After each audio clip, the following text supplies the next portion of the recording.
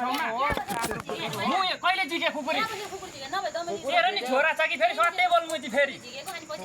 जस्तो मान्छे छैन हामी झुटो बोल्दैन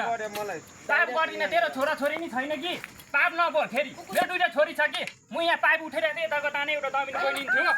यतादेखि ताने यहाँ उभिरहँदा फेरि दाजुले रुमाले काट्छस् त भन्दै यसो गर्दै आएको थियो होइन भन् त्यो पाप हो कि धर्म हो सट्टै बोले फेरि तिमीतिर तेरो मुखी छोरा छोरी छैन मेरो दुईटा छोरी छ कि यहाँ उभिँदै उभिँदै उहाँनिर म यहाँ पाइप यता छोइरहेको छु मेरो पाइप उहाँ मेरो खुसीको लाग्छ भनेर पाइप भेला पाइराख्यो सट्टै बोल्नु चाहिँ तेरो नि इज्जत यस्तो पाप नबोल मैले खुकुरी निकालेको छुइनँ यो बेला भइरहेको छ मेरो नानी छ तेरो नानी छैन यति कुरा याद गर त्यतिकै पाप नलागोस् राम्रै नि यस्तो मलाई गल्ती नगर खुकुरी चाहिँ कतिखेर निकाल्यो मैले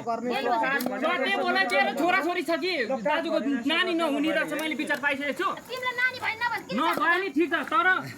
त्यसरी पाप नबोल अर्काले त्यसरी पाप बोल्नु त राम्रो होइन नि त मैले खुर्ने म त्यो पाइप भेला पाइराखेँ पाइप भेला पाइरहेको थिएँ म काठ भन्नु यो गाडी छेउमा म उको ताने मेरो पाइप मेरो मर्जी हो भने मैले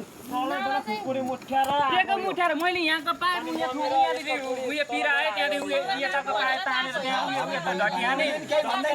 त्यहाँदेखि उयोको पानी ल्याएर के अरे पाइप ल्याएर यहाँनिर भेला पार्दाखेरि अनि कराएर जित्ने बानी काठ भनेर जान्छ लैजा म जान्छ लैजा मैले काट्दै तँलाई पानी खान दिँदिनँ भन्दै यहाँ बनाएर चाहिँ मैले मेरो पाएको म उठाएर लान्छु भन्ने मैले उठाएर लगेको तिमीहरूको मैले के लाग्छु गाउँ त्यस्तै छ यस्तो छ अनि मेरो पाइप मैले उठाएर लगेँ यो ठाउँ त भन्दै मैले हिजो नि भनेको मेरो पाइप मेरो मर्जी हो भन्नुहोस् न त्यो पाइप चाहिँ तिमीले किनेको मैले किनेको मामाको देखि बाउ मामाको देखि त्यो कुरा 300 मिटर छ त्यो पनि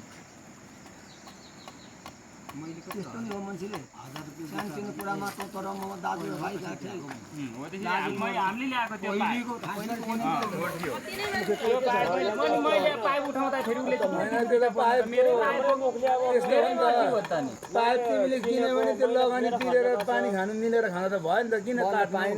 हुँदैन अब नदिने अब उसको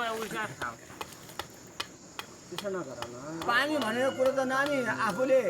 खर्च गरेर यहाँ पर्यो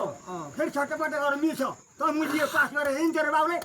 अनि गर्नु न लु साटापाटा गरौँ लु भाग लगाउँ त भाइको त छाडो भाग लगाउँ जग्गा पास भएको छैन तिमीहरू कसो अनि तँ पनि के ठुलो कुरा गर्छस् मेरो भन्नै पर्ने तिम्रो भागे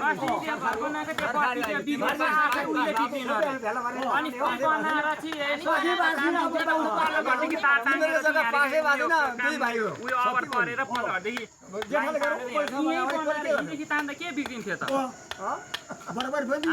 अस्ति बिग्रिनु रे बिग्रेपछि पल्लो घरदेखि पछि तान्यो बनाउनु पर्छ के कस्तो हो भन्ने कुरा त हुन्छ नि आफै बिग्रिनु अरे त्यो हामीले त आफै बिग्रिनुले आफै झर्दैछ ब्ल्याक कि ब्ल्याक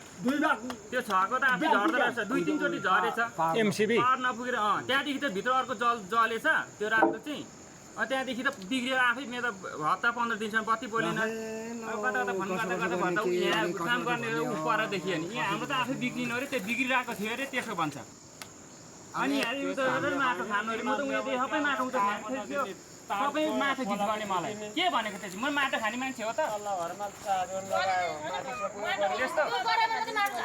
त्यो रिसले पुइस्यो भनेको त यहाँ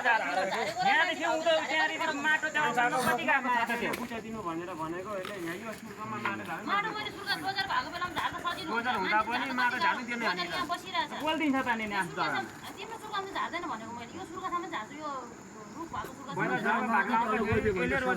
त्यो सब 30 किलो अलैँची भनेको उयो उतापट्टि त्यसको 30 थियो मैले 1 रुपैयाँ केही खाएको छैन साँच्चै कुरा भन्दा तिमीहरूले जति मैले त्यति खाएको थिएँ तिमीहरूले छुटिँदाखेरि मैले खाएको भनेपछि मैले बे गर्दाखेरि 2-3 केजी अलैँची फलेर त्यतिखेर पनि साथै खान थालेको म कति हो बे गरेको नि 5-6 वर्ष भइसक्यो त्यहाँदेखि मात्रै खान थालेछु मैले नत्र भने सबै पहिले